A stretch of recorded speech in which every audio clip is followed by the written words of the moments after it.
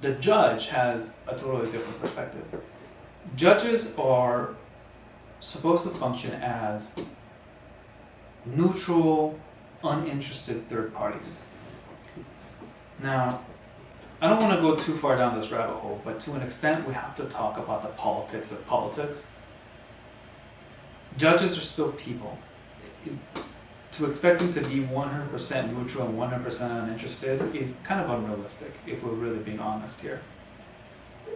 And if you really look at, for example, Supreme Court cases, this is where things get really sticky. Some of the more experienced lawyers might pitch their entire arguments to just really one judge, because some judges are so entrenched in their own personal politics that you can kind of guess which way they're going to go anyway. So if you have a very conservative justice, you know they're going to go down the conservative route. And if you have a very liberal justice, you know they're going to go down the liberal route. So really smart judges, whenever they have to, make arguments in front of a panel of judges that they already know what the outcomes are going to be, they just focus on the one that is, that wild card, because that wild card basically ends up determining what the case is what the outcome is going to be.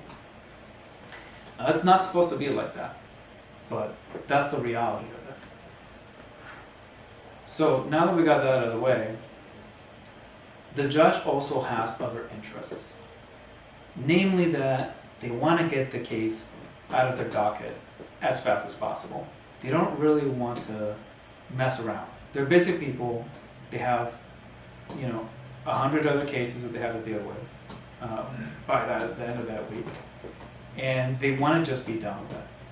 So if a case that's before them, they have any sort of reason to dismiss easily, meaning that they just say, you know what, this isn't really a problem. Why is this in my court? They're going to do it.